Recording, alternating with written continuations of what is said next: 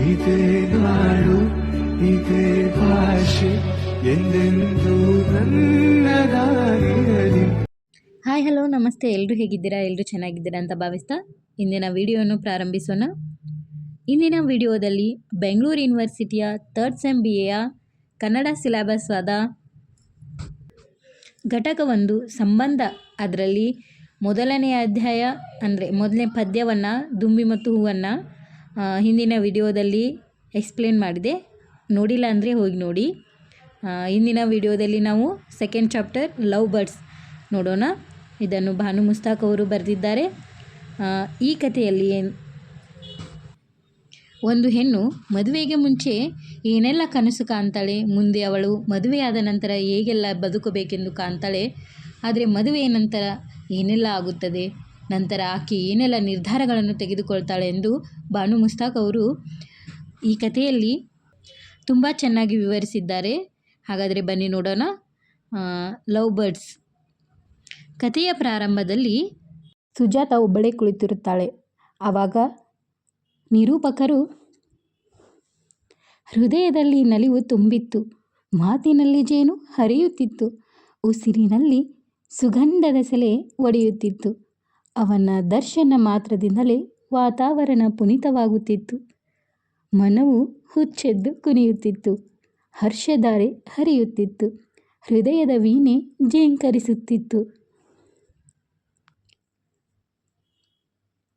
ಎಂದು ಸುಜಾತ ತಾನೊಬ್ಬಳೇ ಕಣ್ಣು ಮುಚ್ಚಿ ನಗುತ್ತಾ, ನಾನು ಮದುವೆಯಾದರೆ ಆತನನ್ನೇ, ಇಲ್ಲದಿದ್ದರೆ ಯಾರನ್ನು ಕಣ್ಣೆತ್ತಿಯೂ ನೋಡುವುದಿಲ್ಲ. ಇದು ನನ್ನ ನಿರ್ಧಾರ. ಅಪ್ಪ ಅಮ್ಮ ಒಪ್ಪಿದ ವಿಷಯ ಅವನಿಗೆ ತಿಳಿಸುವಾಗಂತಲೂ ನೆಲದ ಮೇಲೆ ಕಾಲೇ ನಿಲ್ಲಲಿಲ್ಲ ಎಂದು ಸುಜಾತ ತನ್ನ ಮನದಲ್ಲೇ ನಗುತ್ತಿರುತ್ತಾಳೆ. ಅವನೊಡನೆ ಏನೆಲ್ಲ ಮಾತುಕತೆ, ಭವಿಷ್ಯದ ಸುಂದರ ಕಲ್ಪನೆ, ಹಗಲು ಗನಸುಗಳ ಸುರಿಮಳೆ, ಮಧುಚಂದ್ರಕ್ಕೆ ಹೋಗುವ ಸ್ಥಳ, ಕಾಲದಿಂದ ಹಿಡಿದು ತಮ್ಮ ಬಾಗಿಲಿಗೆ ಹಾಕಬೇಕಾದ ಪರದೆಯ ಬಣ್ಣ, ಮಕ್ಕಳ ಸಂಖ್ಯೆ, ಅವು ಹುಟ್ಟಬೇಕಾದ ಅಂದಾಜಿನ ಮೇರೆಗೆ ಗಂಡೆಷ್ಟು ಹೆಣ್ಣೆಷ್ಟು, ಅವುಗಳ ಹೆಸರು ಏನು, ಇನ್ನೂ ಏನೇನೋ ಕಲ್ಪನೆಗಳು, ಮಾಸದ ಉತ್ಸಾಹ, ಹರ್ಷದ ಬುಗ್ಗೆಗಳು. ಆದರೆ ಆದದ್ದೇ ಬೇರೆ. ಹನುಮೂನ್ಗೆ ಎಲ್ಲೂ ಹೋಗಲೇ ಇಲ್ಲ. ಮದುವೆಯ ದಿನವೇ ಅವನ ತಾಯಿಗೆ ಎದೆ ನೋವು ಬಂತು. ಹಾರ್ಟ್ ಅಟ್ಯಾಕ್ ಎಂದು ಹೇಳಿದ ನಂತರ ಸ್ಪೆಷಲ್ ವಾರ್ಡಿಗೂ ಮನೆಗೂ ಕ್ಯಾರಿಯರ್ ಹೊತ್ತು ತಿರುಗಿದ್ದೇ ಕಹಿಚಂದ್ರವಾಗಬಹುದೇ?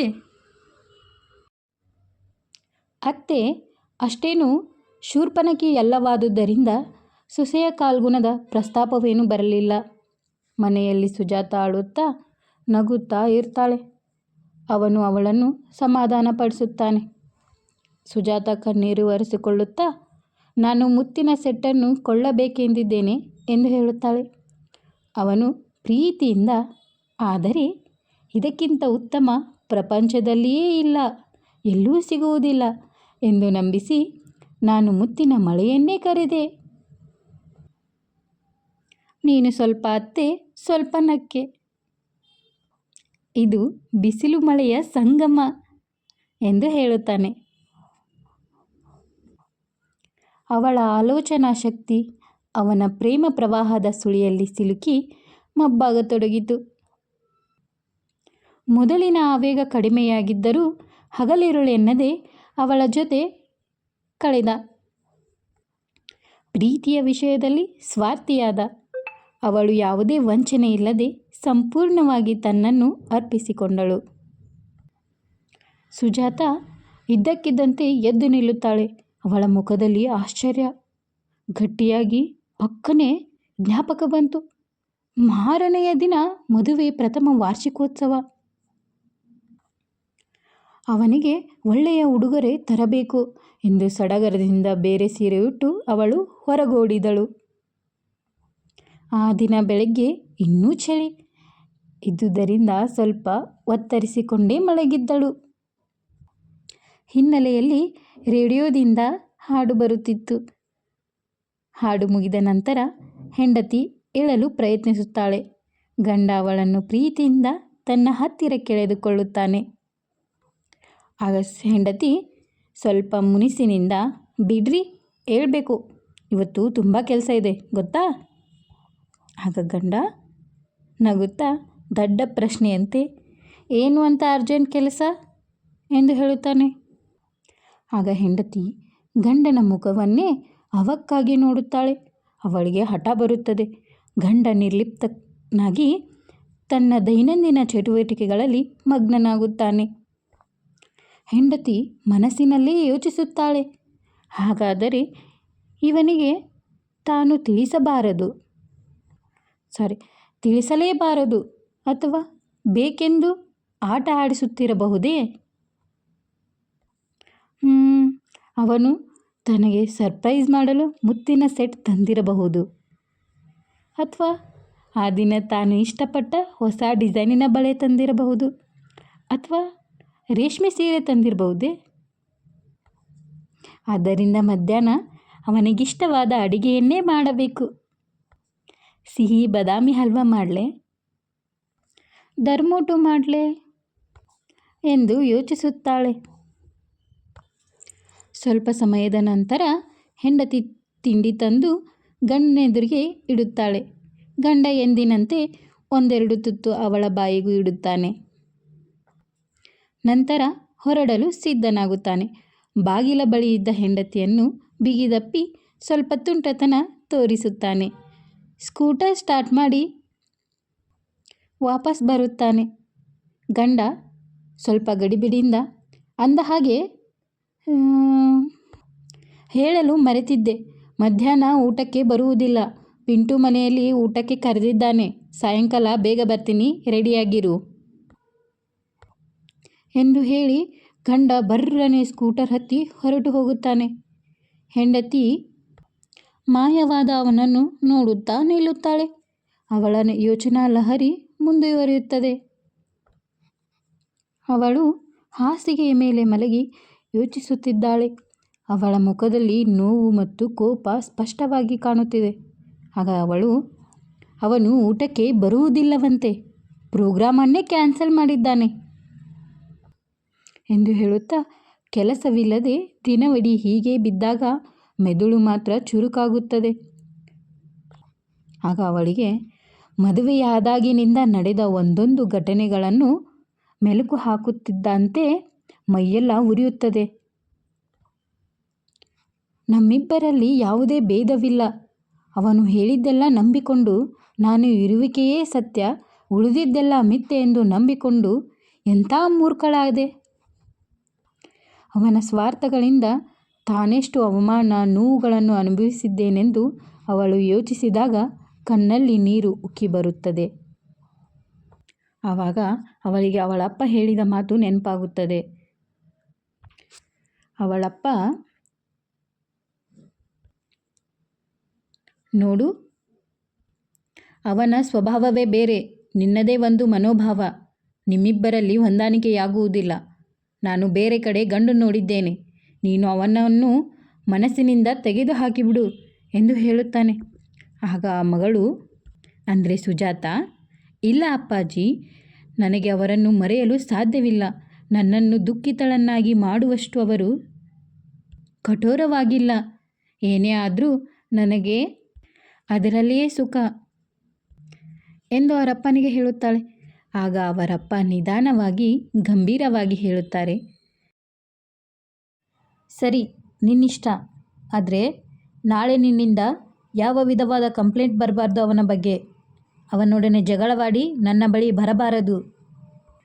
ನೀವಿಬ್ಬರೂ ಒಟ್ಟಿಗೆ ನಗುತ್ತಾ ಬಂದರೆ ಮಾತ್ರ ನನ್ನ ಮನೆಯಲ್ಲಿ ಸ್ಥಳ, ಇಲ್ಲವಿದ್ದರೆ ಬರಲೇಬೇಡಿ. ನಿಮ್ಮ ಜಗಳದಲ್ಲಿ ನಾನು ನಗೆಗೀಡಲಾಗಲಾರೆ. ನೀನು ಇಷ್ಟಪಟ್ಟಿದ್ದನ್ನು ನೀನು ಅನುಭವಿಸಲೇಬೇಕು. ಭಾಳ ನೋಡಿದ್ದೇನೆ ನಾನು ಇಂಥ ಲವ್ ಮ್ಯಾರೇಜ್ಗಳನ್ನು, ಅದರ ಪರಿಣಾಮಗಳನ್ನು ಎಂದು ಮುಗಿಸುತ್ತಾ ಜೊತೆಯಲ್ಲಿ ಎಚ್ಚರಿಕೆಯನ್ನು ನೀಡಿದರು.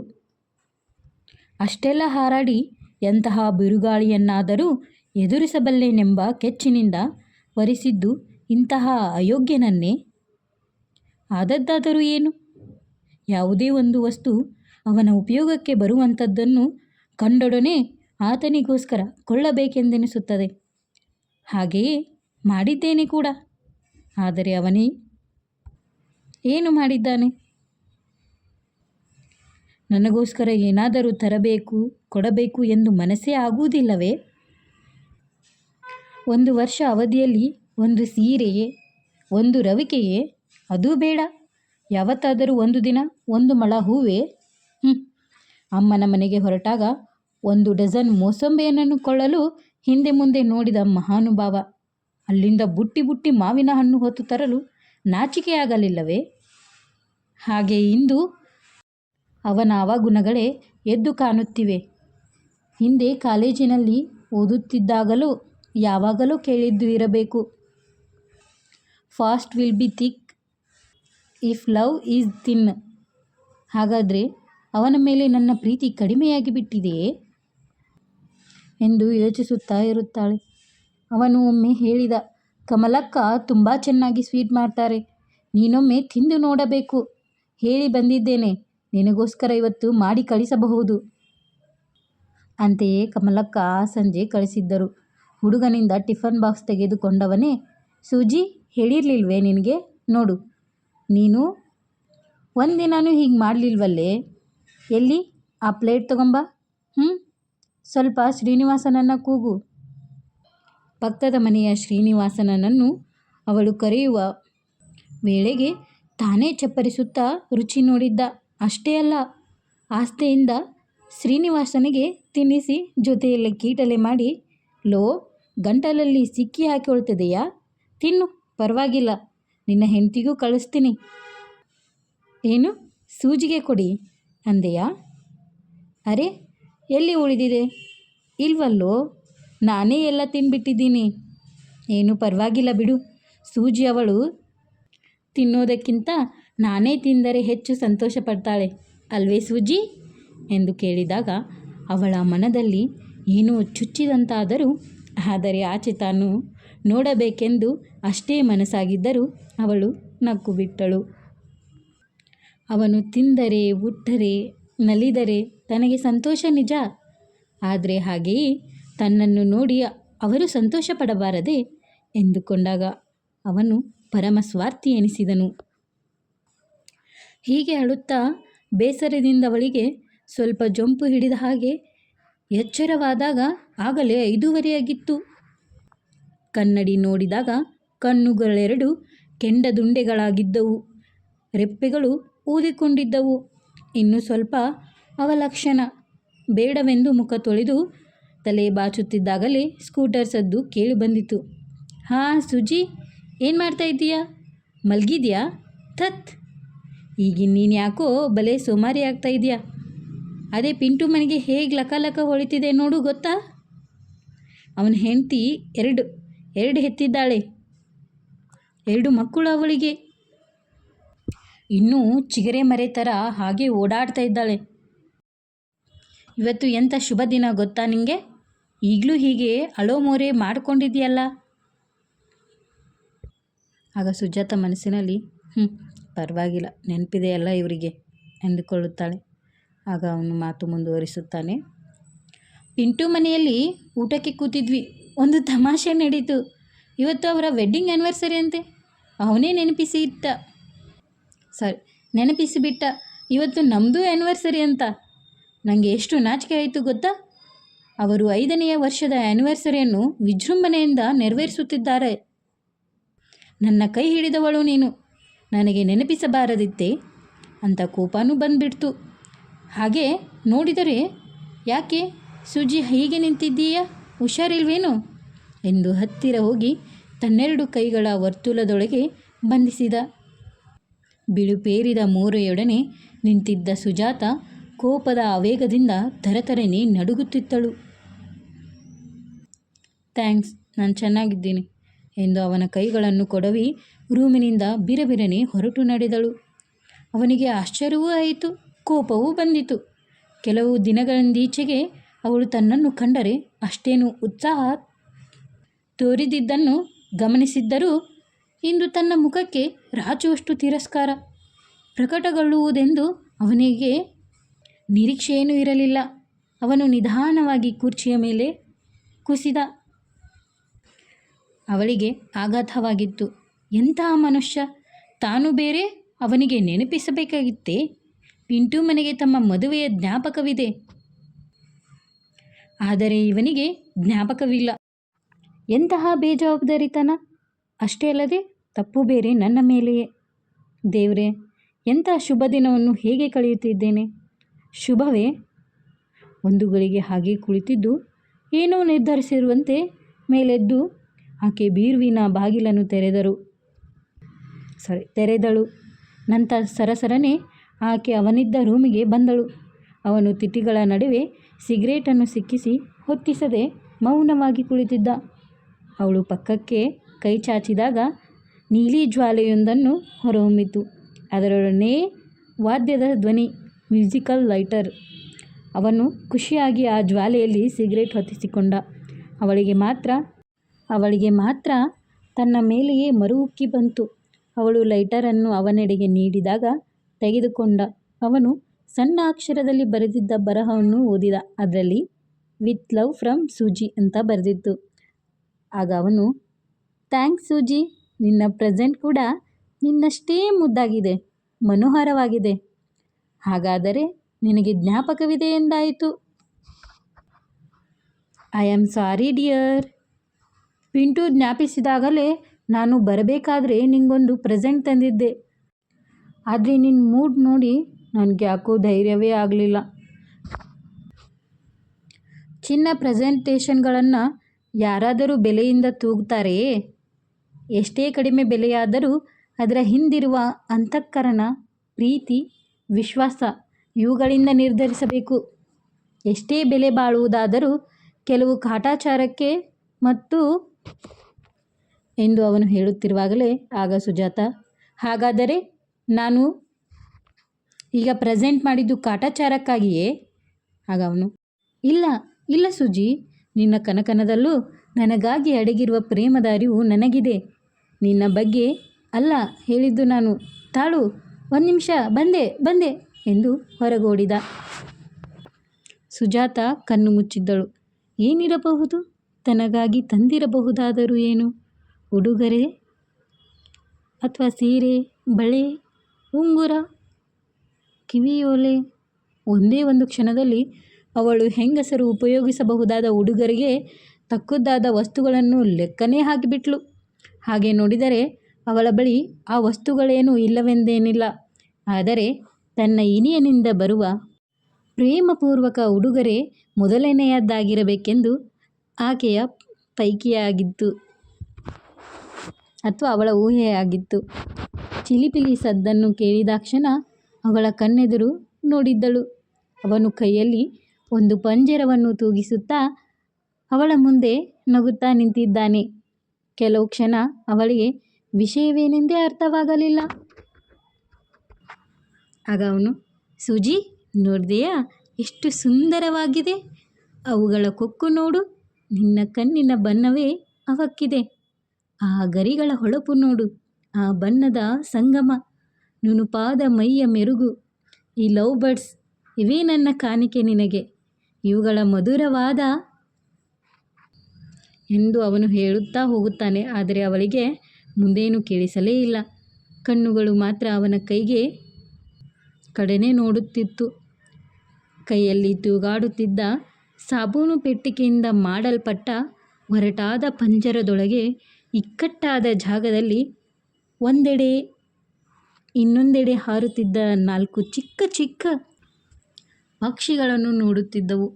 ನಿಧಾನವಾಗಿ, ಬಹು ನಿಧಾನ ಅವನ ಮಾತುಗಳು ಅವಳಿಗೆ ಅರಿವಾದಾಗ ಅಳಲು ಕೂಡ ಸಾಧ್ಯವಾಗಲಿಲ್ಲ. ಈ ಘಟನೆ ನಡೆದು ಇಂದಿಗೆ 8 ದಿನವಾಗಿದೆ. ಅವಳನ್ನು ಯಾರಾದರೂ ನೋಡಿದರೆ ಅವಳಲ್ಲಿ ನಡೆಯುತ್ತಿರುವ ವಿಪ್ಲವದ ಅರಿವು ಆಗುತ್ತದೆ. ಆದರೆ ಹಾಗೆ ಅವಳು ಎಲ್ಲರೊಡನೆ ಹೇಳಿಕೊಂಡು ತಿರುಗಾಡುವ ಸ್ವಭಾವದವಳಲ್ಲ. ಅವಳು ಹೇಳಿದರು ಏನಂತೆ, ವೆಡ್ಡಿಂಗ್ ಆ್ಯನಿವರ್ಸರಿ ನಡೆಸಲೇಬೇಕೇ? ನಡೆಸಿದರೂ ಉಡುಗೊರೆಗಳನ್ನು ಕೊಡಲೇಬೇಕೇ? ಅವಳಿಗೆ ಯಾರು ಅಷ್ಟು ಬೆಲೆಯ ಪ್ರೆಸೆಂಟೇಷನ್ ಕೊಡಲು ಹೇಳಿದ್ದರು? ಕೊಟ್ಟರು ಯಾರಿಗೆ ಕೊಟ್ಟಳು? ತನ್ನ ಗಂಡನಿಗೆ ತಾನೇ. ಅದಕ್ಕೆ ಇಷ್ಟು ಮನಸ್ಸು ಕೆಡಿಸಿಕೊಳ್ಳಬೇಕಾದದ್ದರು ಏನು? ಕೊಟ್ಟಿದ್ದಾದರೂ ಏತಕ್ಕೆ? ಎಂದೆಲ್ಲ ಇಲ್ಲ ಸಲ್ಲದ ಪ್ರಶ್ನೆಗಳನ್ನು ಕೇಳಬಹುದು. ಆದರೆ ಅವಳ ಸೂಕ್ಷ್ಮ ಮನದ ಸಂವೇದನೆ ಭಾವನೆಗಳನ್ನು ಅವಳು ಬಿಡಿಸಿ ಹೇಳುವುದಾದರೂ ಯಾರಿಗೆ? ಆದರೆ ಇಷ್ಟಂತೂ ಸ್ಪಷ್ಟ, ಅವನ ವಿಷಯದಲ್ಲಿ ಪ್ರೀತಿ, ಗೌರವ, ವಿಶ್ವಾಸದ ಬದಲು ಅಸಹನೆ, ತಿರಸ್ಕಾರ ಇವುಗಳು ಮನೆ ಮಾಡಿದ್ದವು. ಅವನು ಆಫೀಸ್ಗೆ ಹೋದರೆ ಸಾಕೆಂದು ಅವಳು ಕಾದರೆ ಮನೆಯ ಅಸಹನೆಯ ಮೌನದಿಂದ ಉಸಿರುಗಟ್ಟಿ ಹೊರಬೀಳುವ ಹಾದಿ ಯಾವುದಾದರೂ ಇದೆಯೇ ಎಂದು ಅವನು ಚಡಪಡಿಸುತ್ತಿದ್ದ. ಅಷ್ಟೇ ಅಲ್ಲದೆ ಅವಳ ಆರೋಗ್ಯವೂ ಕೆಟ್ಟಿತ್ತು. ಯಾವಾಗ ನೋಡಿದರೂ ಮಲಗೇ ಇರುತ್ತಾಳೆ. ವಿಚಾರಿಸಿದರೆ ಅಷ್ಟರಲ್ಲೇ ಅವಳ ಮಾತುಕತೆ ಮುಗಿದು ಹೋಗುತ್ತಿತ್ತು. ಮನೆಯಲ್ಲಿ ಒಂಟಿತನ, ಮೌನ, ನಿರಾಶೆ ಇವುಗಳೆಲ್ಲದರಿಂದ ಬೇಸತ್ತು ಆರೋಗ್ಯವೂ ಸರಿಯಿಲ್ಲದರಿಂದ ಆ ದಿನ ಅವಳು ಹತ್ತಿರದಲ್ಲೇ ಇದ್ದ ನರ್ಸಿಂಗ್ ಹೋಮ್ಗೆ ಹೋದಳು. ಮನೆಗೆ ಹಿಂತಿರುಗಿ ಬಂದಾಗ ಸ್ವಲ್ಪ ಆಯಾಸವೇನೆನಿಸಿದರೂ ಲೆಕ್ಕಿಸದೆ ಮನೆಯೆಲ್ಲ ಸಿಂಗರಿಸಿದಳು. ಕೈ ತುಂಬ ಬಳೆ ತೊಟ್ಟು ಘಮಘಮ ಎನಿಸಿದಾಗ ಅವಳಿಗೆ ಒಂದು ವಿಧದ ತೃಪ್ತಿ. ಮಾಸಲು ಬಿಳಿ ಒಡಲು, ಕಂದು ಅಂಚಿನ ರೇಸಿಮೆ ಸೀರೆಯುಟ್ಟು, ಅದೇ ಬಣ್ಣದ ರವಿಕೆ ತೊಟ್ಟು, ಓಲೆ, ಜುಮುಕೆ, ಕೆನ್ನೆ ಸರಪಳಿ, ಸೂರ್ಯನ ಕಿರಣಗಳು ಪ್ರಸರಿಸುವಂತೆ ಎಲ್ಲೆಡೆ ಕಿರಣಗಳನ್ನು ಸೂಸುತ್ತಿದ್ದ ನೆಕ್ಲೆಸ್, ಉದ್ದನೆಯ ಕರಿಮನೆ ಸರ, ಅದರೊಡನೆ ಚಿನ್ನದ ಎಲೆಗಳು. ಯಾರಿವಳು? ಸಂಪ್ರದಾಯಕ್ಕನುಸಾರವಾಗಿ ಅಲಂಕರಿಸಲ್ಪಟ್ಟವಳು, ಸಿದ್ಧವಿರುವ ವಧುವೆ? ಯಾವ ಋಷಿಯ ತಪಸ್ಸನ್ನು ಭಂಗಗೊಳಿಸಲು ಬರುತ್ತಿರುವ ಅಪ್ಸರೆ ಇವಳು ಎನ್ನುವಂತೆ ಕಂಗೊಳಿಸುತ್ತಿದ್ದಳು. ಅವನ ಕಣ್ಣುಗಳಲ್ಲಿ ಪ್ರಶ್ನಿಸಿದ, ಏನು ಈ ದಿನ ಬಹಳ ಸಂತೋಷವಾಗಿದ್ದೀಯಲ್ಲ? ಅವಳು ಉತ್ತರ ನೀಡಿದಳು, ಅದು ಕಣ್ಣುಗಳಲ್ಲೇ, ಹೋಗ್ರಿ ಹೇಳೋದಿಲ್ಲ ಎಂದು ಅವಳು ಹೇಳಿದಾಗ ಅವನು ಮತ್ತೇರಿದ ಅವನು ಕಣ್ಣುಗಳಲ್ಲಿ ಅನುನಯ ಹೇಳಿದ, ಹೇಳ್ ಚಿನ್ನ ಪ್ಲೀಸ್ ಎಂದು ಹೇಳಿದಾಗ ಅವಳು ಸೋತು ಹೋದಳು. ಇಲ್ಲ, ಕಣ್ಣುಗಳಲ್ಲಿ ಹೇಳಲು ಸಾಧ್ಯವಿಲ್ಲ. ಹಾಗಾದರೇನು ಮಾಡಬಹುದು? ತುಟಿಗಳ ಅಲುಗಿಸುವುದು ಸ್ವರ ಹೊಮ್ಮಿತು. ಮತ್ತೆ ನಾನು ಅಲ್ಲ ಅಲ್ಲ ನೀವು ನಾವಿಬ್ಬರು ಅಲ್ಲ, ನಮ್ಮಿಬ್ಬರಿಗೂ ಹೋಗ್ರಿ ಒಂದು ಪುಟ್ಟು ಗೊಂಬೆ ಬರಲಿದೆ, ನಿಮ್ಮದೇ ತುಟಿ, ಮೂಗು, ಕಣ್ಣು ಅಂತ ಅವಳು ಹೇಳುತ್ತಿರುವಾಗ ಏನಾಯಿತು? ಆದದ್ದಾದರೂ ಏನು? ಅವನು ತನ್ನ ಒರಟಾದ ರೋಮಗಳಿಂದ ಆವೃತವಾದ ಕೈಯಿಂದ ಅವಳನ್ನು ಒರಟಾಗಿ ಸರಿಸಿದ. ತೀರಾ ಅವ್ಯವಹಾರಕವಾಗಿ ಅಳೆಯುವಂತೆ, ಅಪರಾಧಿಯನ್ನು ಪ್ರಶ್ನಿಸುವಂತೆ ಕೇಳಿದ, ಎಷ್ಟು ತಿಂಗಳು ಎಂದು ಅವನು ಕೇಳಿದಾಗ ಅವಳು ತಣ್ಣಗಾದಳು. ಕಣ್ಣಿನ ಭಾಷೆ ಎಂದೋ ನಿಂತು ಹೋಗಿತ್ತು. ಹೃದಯ ಬರಿದಾಗಂತಾಯಿತು. ಕಣ್ಣಿನ ಕೋಣೆಗಳಲ್ಲಿ ಉರುಳುವ ಅಶ್ರು ಬಿಂದುಗಳು ಕಾದು ನಿಂತಿದ್ದವು. ಗಂಟಲಲ್ಲಿ ಧ್ವನಿ ಅಡಗಿದಂತಾಗಿತ್ತು. ಪ್ರಯತ್ನಪೂರ್ವಕವಾಗಿ 100 ತಿಂಗಳು ಎಂದು ಹೇಳಿದಳೋ ಇಲ್ಲವೋ ಆ ಹನಿಗಳು ಉದುರೇ ಬಿಟ್ಟವು. ಅವನೇನೂ ಲೆಕ್ಕಿಸಲಿಲ್ಲ. ಎದ್ದವನೇ ಹೊರಗೆ ನಡೆದು ಬಿಟ್ಟನು. ಕೆಲವು ಕ್ಷಣಗಳಲ್ಲಿಯೇ ಸ್ಕೂಟರ್ ಹೊರಟ ಸದ್ದಾಯಿತು. ಅವಳೇನೂ ಎದ್ದು ನೋಡಲಿಲ್ಲ. ಆದರೂ ತಿಳಿಯಿತು ಅವನಿಗೆಲ್ಲೋ ಹೋದಾನೆಂದು.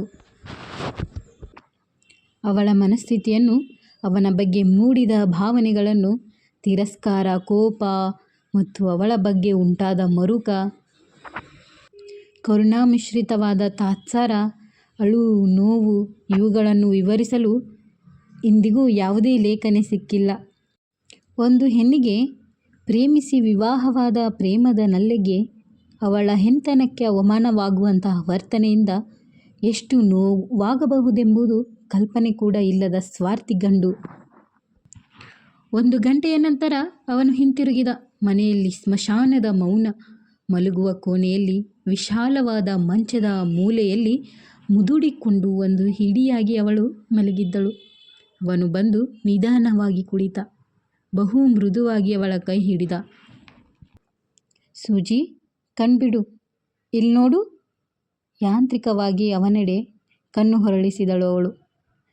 ಆಗ ಅವನು, ಸೂಜಿ, ನಾನು ಡಾಕ್ಟರ್ ಶಾಂತಿಯನ್ನು ಭೇಟಿ ಮಾಡಿ ಬಂದಿದ್ದೇನೆ. ನೀನು ಹೋಗಿ ಆಕೆಯನ್ನು ಕಾಣು. ಹಾಗೆಯೇ ನಿನಗೆ ಒಂದು ವಿಷಯ ನಾನು ಹೇಳಬೇಕೆಂದುಕೊಂಡಿದ್ದೇನೆ. ಮೊದಲಿಂದಲೂ ನೀನು ನನ್ನ ಯಾವ ಮಾತನ್ನು ತೆಗೆದುಹಾಕಿಲ್ಲ. ಅದೇ ರೀತಿ ಈ ಮಾತನ್ನು ಕೇಳ್ತೀಯ ಅಲ್ವೇ? ಇಲ್ಲಿ ನೋಡು, ನಾನಿನ್ನು ಕೆಲವು ದಿನ ಯಾವುದೇ ವೆಚ್ಚವನ್ನಾಗಲಿ ಯಾವುದೇ ಜವಾಬ್ದಾರಿಗಳನ್ನಾಗಲಿ ಭರಿಸಲು ಸಿದ್ಧನಿಲ್ಲ. ನಿನ್ನ ಫಿಗರ್ ಕೂಡ ಕೆಟ್ಟು ಹೋಗುತ್ತದೆ. ಆದ್ದರಿಂದ ನೀನು ಅಬಾರ್ಷನ್ ಮಾಡಿಸ್ಕೊಂಡ್ಬಿಡು. ಮುಂದೆ ಎಚ್ಚರಿಕೆ ವಹಿಸೋಣ. ನಿನ್ನ ಸಹಕಾರ ನನಗೆ ತುಂಬ ಅಗತ್ಯವಾಗಿದೆ ಎಂದು ತೀರಾ ಕೃತಕವಾಗಿ ನಾಟಕೀಯವಾಗಿ ಅವನ ಮಾತುಗಳನ್ನು ಮುಗಿಸಿಬಿಟ್ಟ. ಅವಳೇನೂ ಮಾತನಾಡಲಿಲ್ಲ. ಮುಂದಿನ ವಿಡಿಯೋದಲ್ಲಿ ಆಕೆ ಅನುಭವಿಸಿದ ನೋವುಗಳು ಮತ್ತು ಆಕೆಯ ಮನಪರಿವರ್ತನೆ ಹೇಗಾಯಿತು, ಅವಳ ಮುಂದಿನ ನಿರ್ಧಾರಗಳೇನೆಂದು ಮುಂದಿನ ವಿಡಿಯೋದಲ್ಲಿ ನೋಡೋಣ. ವಿಡಿಯೋ ಇಷ್ಟ ಆದರೆ ಲೈಕ್ ಮಾಡಿ, ಶೇರ್ ಮಾಡಿ, ಕಮೆಂಟ್ ಮಾಡಿ. ಆದರೆ ಕಂಟೆಂಟ್ ಇಷ್ಟ ಆದರೆ ಮಾತ್ರ ಸಬ್ಸ್ಕ್ರೈಬ್ ಮಾಡಿ. ಧನ್ಯವಾದಗಳು.